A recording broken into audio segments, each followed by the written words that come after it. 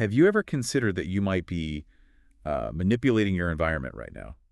Like completely by accident? It's a pretty wild thing to think about. Right. I mean, really chew on the implications of that for a second. We usually just walk through our lives assuming we are, closed systems. Yeah, like we're just trapped in our own heads. Exactly. Yeah. We assume our internal state.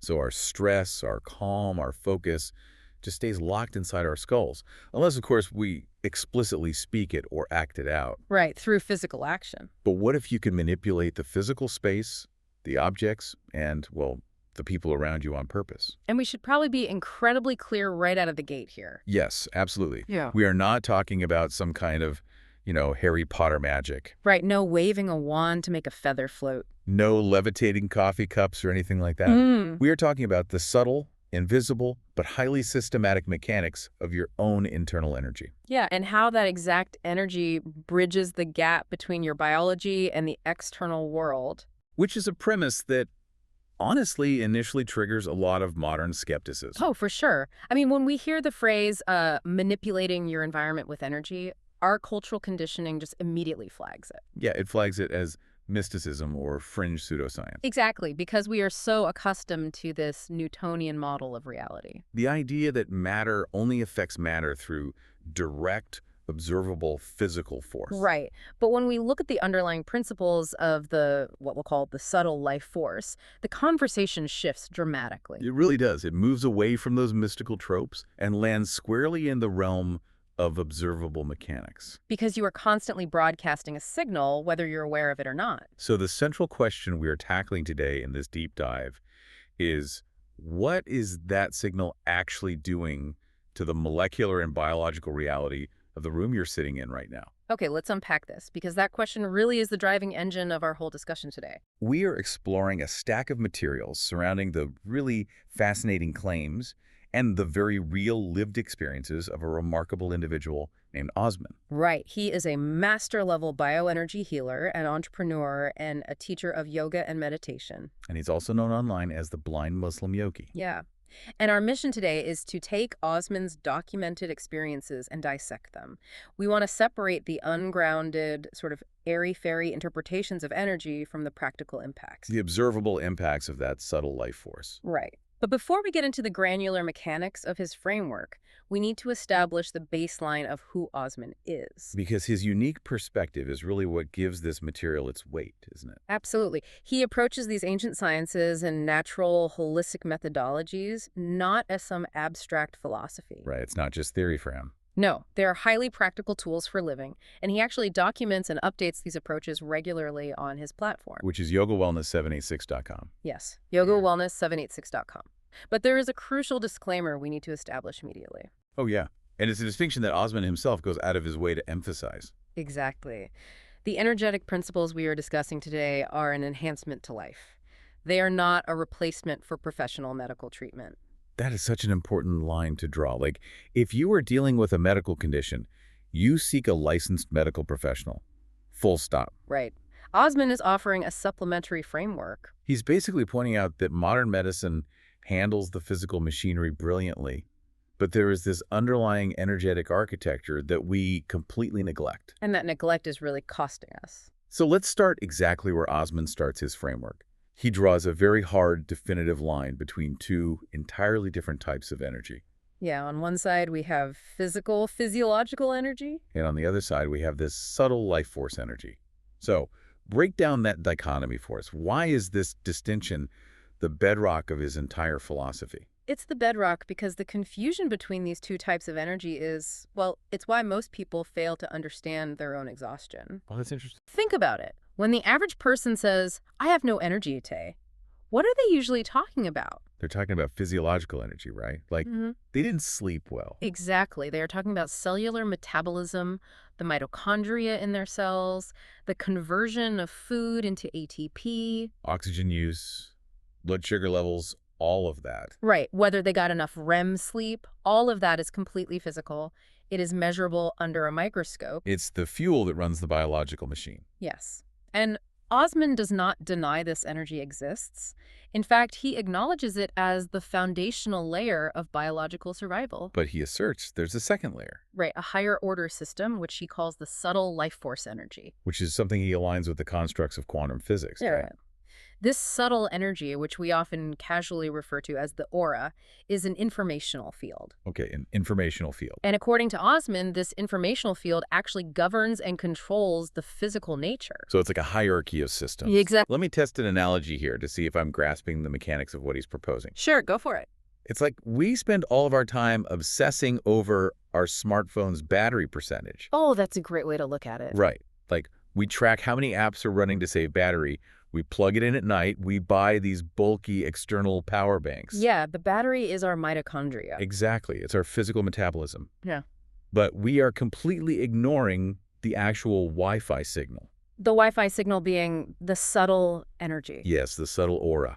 Because you could have a phone charged to 100%, like a perfectly healthy biological machine. Right. But if there is no Wi-Fi signal, the phone has no broader purpose. It can't connect. It can't interface with the larger network. Right. It essentially just becomes a very expensive calculator. That's spot on. So are we as a modern society just completely obsessed with the battery while remaining entirely blind to the signal? That analogy maps perfectly onto Osman's framework. We are entirely obsessed with the battery. I mean, we have million-dollar industries dedicated exclusively to optimizing the biological battery. Oh, yeah. Diet trends, sleep trackers, cold plunges. But the Wi-Fi signal, the subtle energetic field that dictates how your consciousness interfaces with reality, is just left completely unmanaged. And in Osman's model, when you actually take the time to balance this subtle energy, you aren't just feeling a little more relaxed. It's more than that. Much more. You are initiating a structural upgrade. He states that balancing this energy awakens what he calls the dormant higher intellect. Okay, dormant higher intellect. And the soul body, or the Yeah. blissful nature. But I want to push back on that phrasing just a little bit. Okay, why is that? Because words like awakening the soul body or blissful nature, they can sound incredibly abstract to a skeptical ear. Sure, they can sound a bit mystical. Right. So when he says that, is he describing a shift in subjective mood, like just feeling happier? Or is he describing a tangible shift in how the human nervous system processes reality? He is absolutely describing the latter. It is not just a mood shift. Okay. It is a systematic reorganization of perception. How so? Well, when the subtle energy is balanced, the noise of the physiological system quiets down. Meaning your biological battery isn't constantly draining itself through anxiety. Exactly. Or unregulated stress responses. And what happens when that internal static clears? I'm guessing things get sharper. Osman notes that your intuition improves dramatically. And it's not magic. It's simply that the signal-to-noise ratio in your consciousness has been optimized. That makes a lot of sense. Furthermore, he explicitly states that as you balance this subtle force, the actual diameter and the functional effectiveness of your aura begins to expand. And what I find so compelling about his approach is that he entirely strips away the Hollywood mysticism. Yes, completely. This isn't a sudden cinematic snap-bang event where, lightning bolts shoot from your fingertips and suddenly you are enlightened. No, not at all. He frames it as an incremental, highly practical process. It is a daily maintenance of the router, to keep our Wi-Fi analogy going. Exactly. It is compounding daily interest. The trap many people fall into with energy work is expecting a localized, dramatic firework display. Where they want immediate superpowers. But Osman grounds it in mundane reality. He's very clear that you do not require a monk's ascetic dedication to access this. Even though he himself is a master-level practitioner, right? Yeah, he has engaged in highly intensive practices throughout his life, but he recognizes that the average person cannot do that. So what's the entry point for someone listening to this? The breakthrough insight he offers is about consistency over duration. You don't need to practice for 10 hours or even 3 hours a day. Okay. He claims that as little as 5 minutes a day, provided it is from a correct, structurally sound system, is enough to initiate this balance. Which brings us to the application for you, the listener. Why should you care about this invisible Wi-Fi signal? Because if Osman is right, that 5-minute investment alters the trajectory of your entire day. And he puts his money where his mouth is.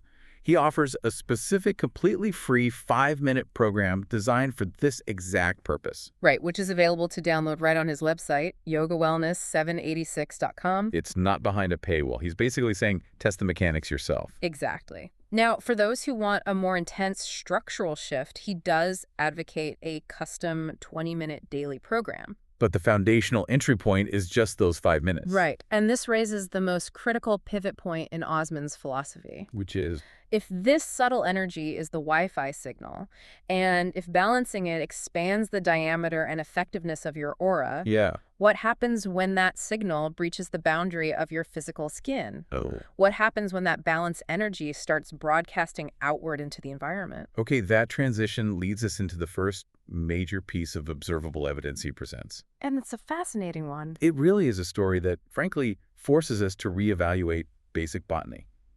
Let's look at the mystery of the exponential houseplant. Let's do it. Let me lay out the scenario exactly as it was documented. Back in November, a friend gave Osman a home warming gift. A plant, right. Yeah, it was a tiny fledgling plant. It was potted in this restrictive micropot with barely any soil. Like a little decorative thing. Exactly. At the time, it had maybe 3 long leaves. Mm-hmm. Now, we need to mention a very crucial detail about Osman here. He is permanently blind and he lives alone. Right. He lost his sight recently, I believe. Yes, he's been permanently blind since May of 2023. So he lived the vast majority of his life with normal eyesight. Which means he understands the visual world perfectly, but navigating it now is a challenge. Exactly. Finding the local nursery, navigating the logistics of buying a larger ceramic pot, purchasing the correct potting soil. And safely repotting a fragile plant without eyesight. Right, it's a massive logistical hurdle. So the plant essentially stayed exactly as it was gifted to him. It remained in this tiny, restrictive thimble of dirt. Exactly. What is fascinating here is the sheer physical impossibility of what happens next, at least according to standard biological models. Because the plant is trapped in an environment that severely lacks the physical resources it theoretically needs to generate new cellular mass. Right. It has no space for root expansion. It has minimal soil, which means a severe lack of nitrogen, phosphorus, and potassium. By all known laws of cellular biology, this plant should have either immediately withered or at best remained completely stunted. But that is not what happened. No, it is not. Osman reports that just 4 months later, this tiny fledgling plant had transformed into a thick bush boasting over 20 long leaves. 20 leaves from 3. Yeah. It was growing at a rate that was exponentially faster than its species normally dictates. And when the friend who gifted it returned, they couldn't believe it. They said it looked as though it had been pumped full of the highest grade, scientifically engineered fertilizer on the market. But it had nothing. Just water, whatever trace minerals were left in that tiny amount of soil, and Osman. So let's dig into the mechanics of this. How are we explaining this without violating the laws of physics? Good question. Because conservation of mass dictates the plant has to build those 20 leaves out of something.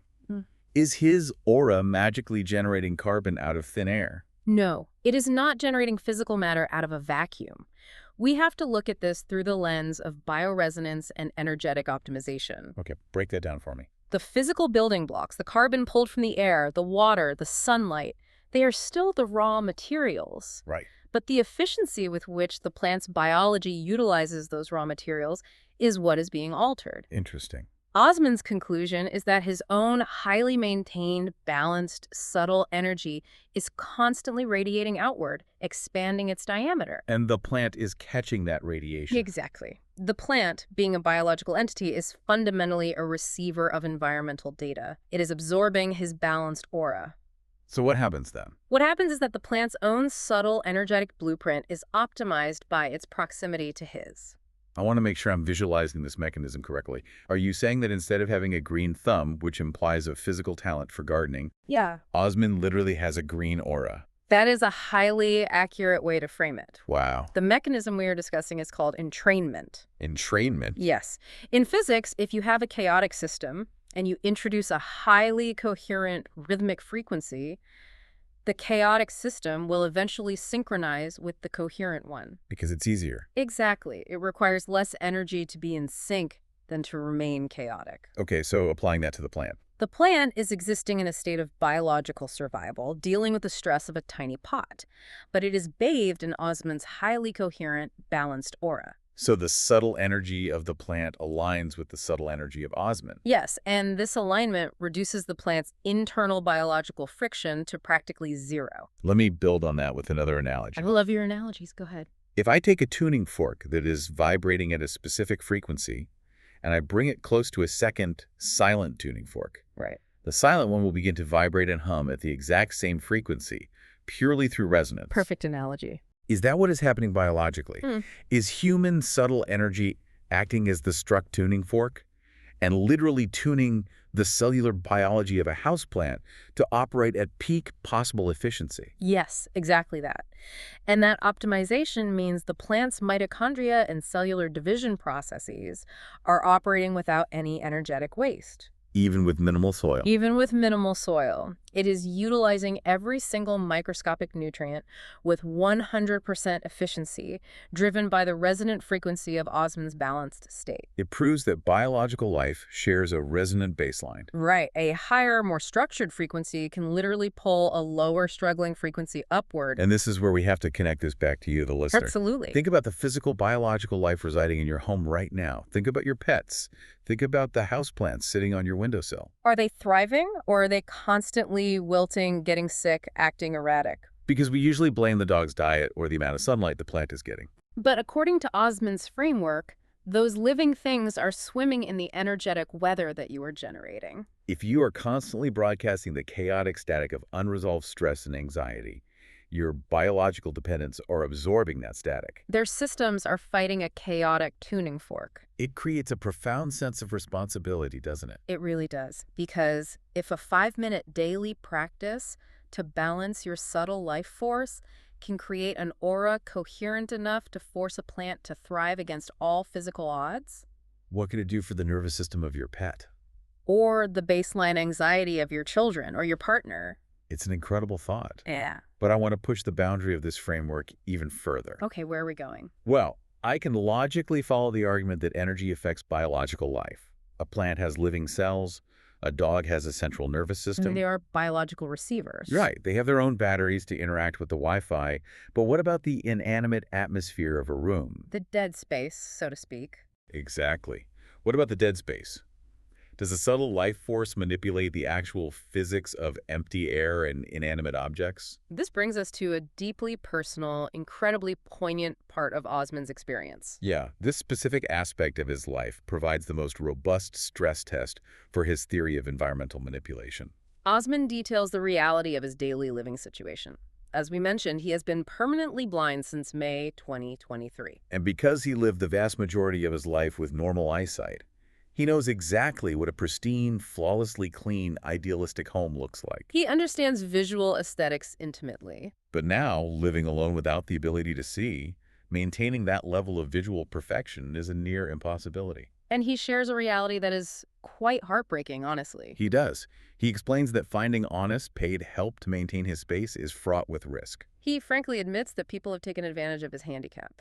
He has had people steal from him right in front of his face purely because they know his eyes cannot track their movements. It's a profound vulnerability he is sharing with his audience. It is. And as a direct result of these challenges, he admits his apartment is not visually perfect. There is likely dust in corners he cannot perceive. Things might be placed in a disorganized manner. Now, in modern psychology and wellness culture, we have a very rigid trope. Oh, the clean desk, clear mind thing. Exactly.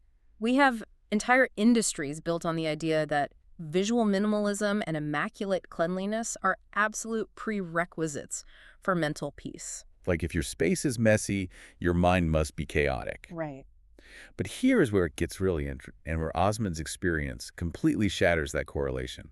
It really does. Despite the physical, visual imperfections of his apartment, the dust, the disorganization, visitors consistently report a singular, overwhelming phenomenon when they come over. They report an intense, immediate sense of peace and relaxation the moment they sit with him. People can walk in having suffered the most chaotic, stressful day of their week, and within minutes of sitting in this visually imperfect, disorganized living room, they feel their stress completely evaporate. Which begs the question, how is this possible? Right. If visual disorganization creates stress, how is his living room acting as a sanctuary? Because the energetic cleanliness of the space is completely overriding the visual data. That's fascinating. This is where we see the absolute dominance of the subtle life force over physical matter. We have to look at the mechanism of how Osman occupies that space. Okay, let's look at it. He accepts his incredibly difficult circumstances.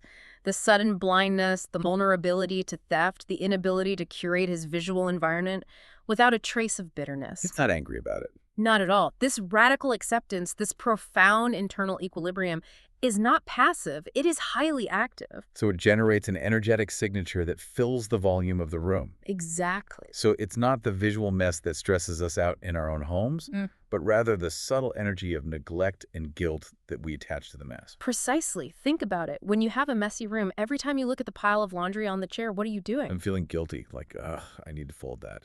Right. You are projecting an energetic signature of stress, guilt, and inadequacy into the space. So the room becomes saturated with the frequency of my unresolved anxiety. Yes. But Osman has no guilt about his space. He has deep, abiding peace. So the inanimate objects, the walls, the furniture, the air itself, become saturated with the frequency of his balanced aura. The space retains the energetic imprint of the occupant.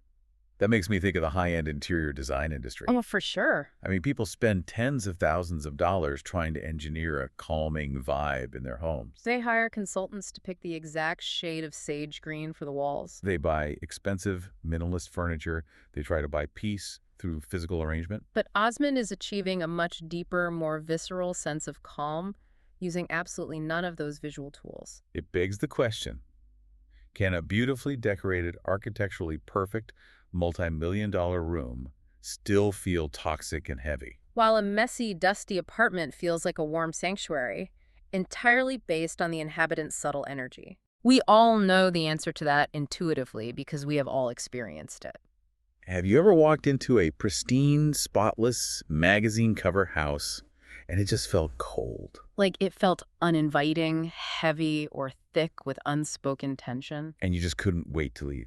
Conversely, you've likely walked into a chaotic, cluttered house with toys everywhere and dishes in the sink, but it was filled with laughter and warmth. And you instantly felt your shoulders drop. You felt safe. In those moments, you are not sensing the physical arrangement of the furniture. You are sensing the subtle, energetic aura that has pooled in the space. It proves that your internal state literally dictates the reality of the room. It does. But I want to play devil's advocate here, because there's a potential trap in this philosophy that I can see a listener falling into. Okay, let's hear it. If your balanced energy overrides visual mess, does that mean Osman just sits in the lotus pose all day, ignoring the physical world because only energy matters? Oh, I see where you're going. Does balancing your aura make you apathetic to the physical deterioration of your surroundings? That is the exact trap, and Osman specifically addresses it to ensure his framework isn't misunderstood as spiritual bypassing. Good, because that's a huge pitfall. While his energy overrides the visual mess caused by his lack of sight, his balanced mind absolutely does not ignore the physical world. In fact, he argues the exact opposite, right? Yes. He states that an internal energetic balance actively drives you to repair and organize your physical surroundings. This is what we might call the psychology of physical action. Right. Osman explains that a balanced mind naturally seeks balance in its environment. The mechanism is really fascinating. He argues that if you are not entirely consumed by your own internal chaos, if you aren't drowning in the static of your own stress, you suddenly possess the excess bandwidth required to actually notice and fix the physical things around you. And he provides highly specific, very grounded examples of what this looks like in practice. He doesn't talk about building monuments or anything. No, he talks about the micro-actions of daily life. For instance, he talks about noticing that a drinking glass is cracked. Okay, a cracked glass. A stressed mind might ignore it, risk cutting themselves, or just throw it away in a fit of frustration. What does Osman do? Osman describes carefully taking tape and binding the cracked glass to prevent the fracture from worsening until he has the means or assistance to acquire a new one. Wow. He also talks about locating a rickety, shaky table or a wobbly stool and taking the time to stabilize it. And there was one detail in his account that I found incredibly poignant. Which one? Osman sits in the dark. He has been blind since May 2023, so environmental light serves no functional purpose for him. Right, he keeps the lights off to save electricity. But the absolute second he hears visitors arrive, he immediately turns the lights on for them. He cannot benefit from the light, but he instantly alters the physical environment to accommodate the comfort of others.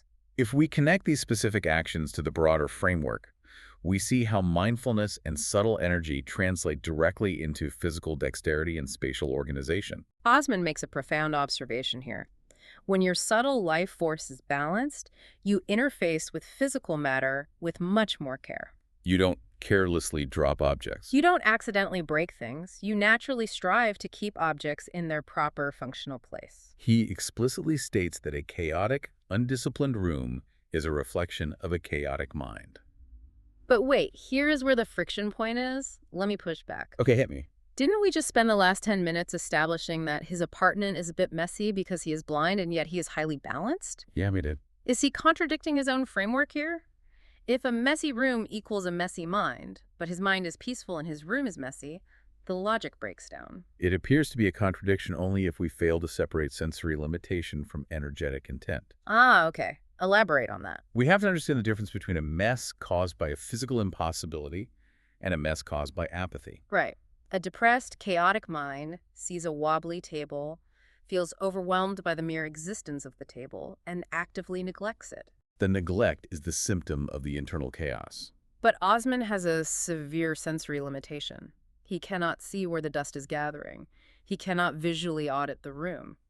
But where his awareness does reach, the cracked glass he can feel, the wobbly stool he can touch, the lights he controls for his guests, he exerts maximum restorative effort. Ah, I see. So the key differentiator is neglect. Exactly.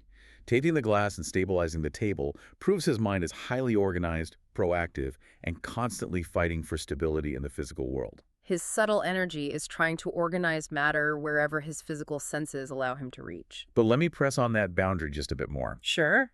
If the subtle energy is as powerful as we've established, if it can force a plant to grow without soil, why doesn't it give him the bandwidth to somehow overcome the handicap entirely? Like cure his blindness. Yeah.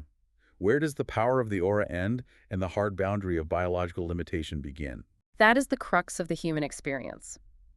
The subtle life force does not rewrite the laws of physics or biology.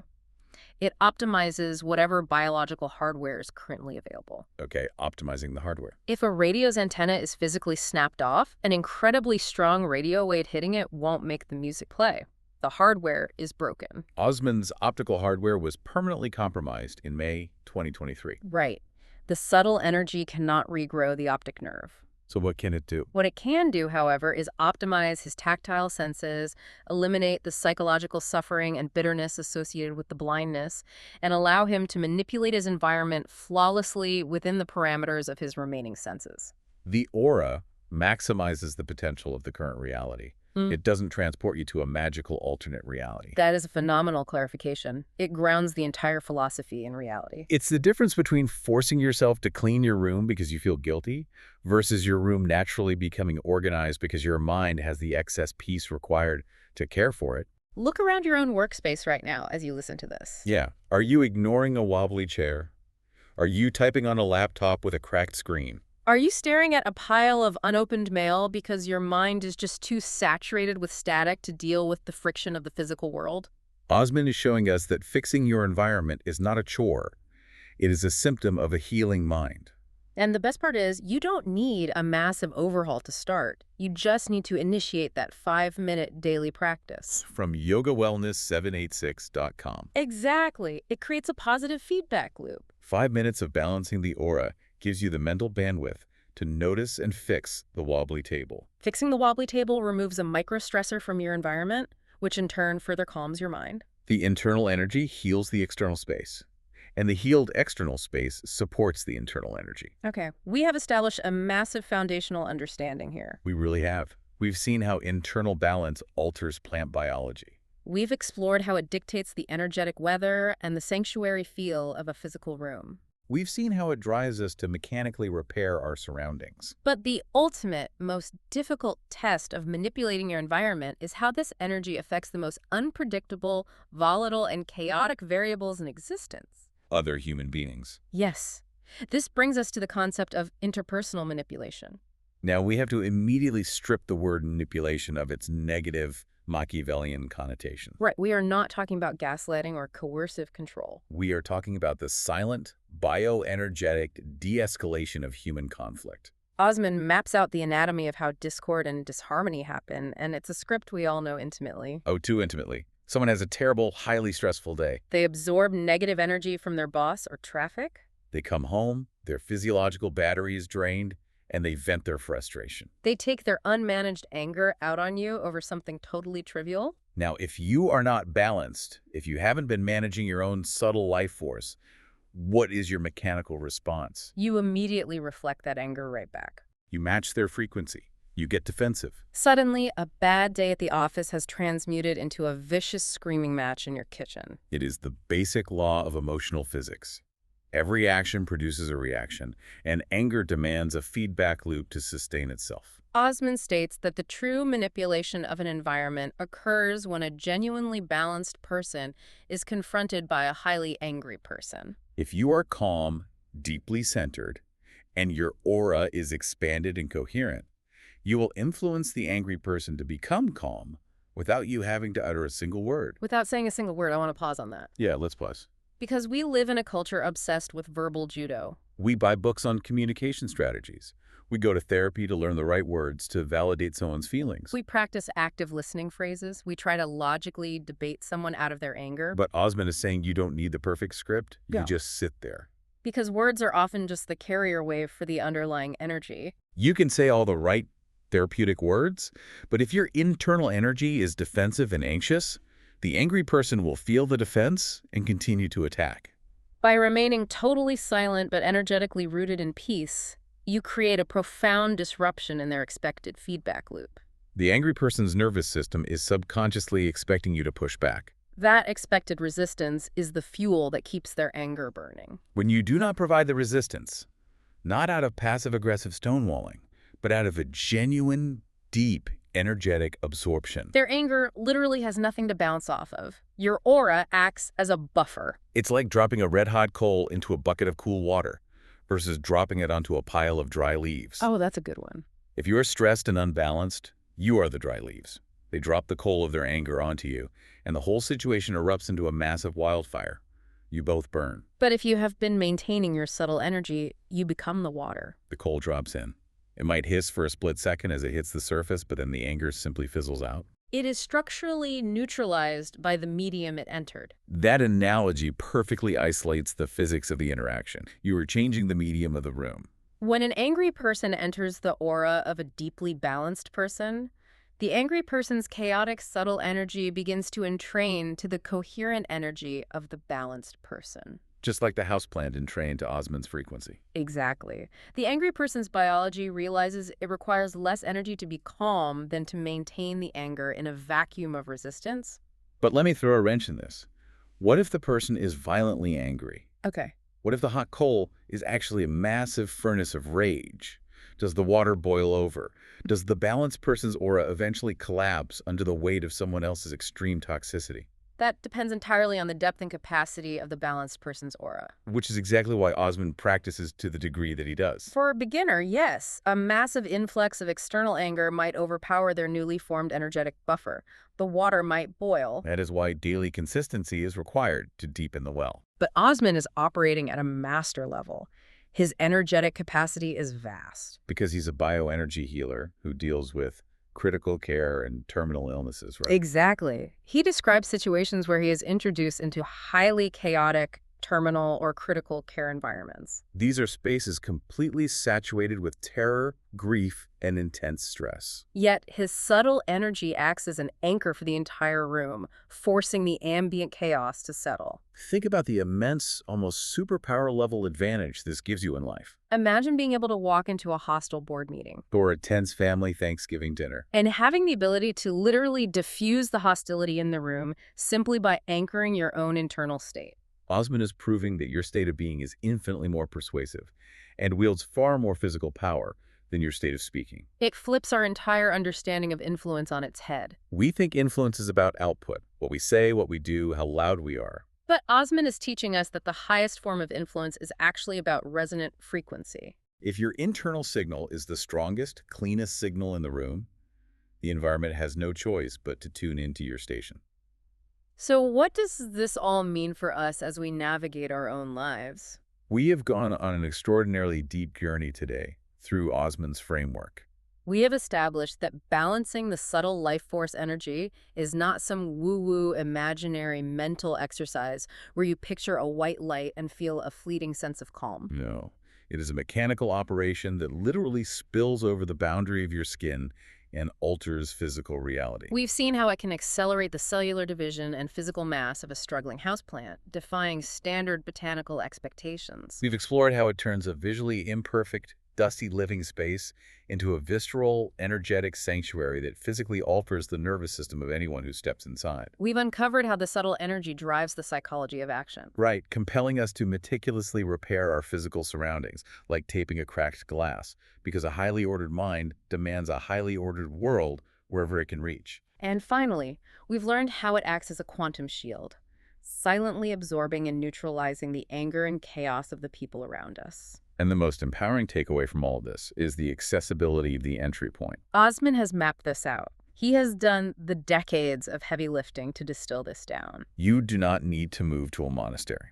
You do not need to abandon your modern life. Exactly. You just need to start small, but you must start with a correct system. As Osman repeatedly advises, you can go to yogawellness786.com. You can download his free 5-minute yoga and meditation program. It is designed so that you can literally do it in your bed before your feet even touch the floor in the morning. For those who want to push deeper, he offers custom 20-minute programs. But the crucial step is simply deciding to turn on the router and manage the signal, instead of just obsessing over the battery. It is about integration, bringing the unseen architecture of the subtle life force into conscious harmony with the physical demands of your daily reality.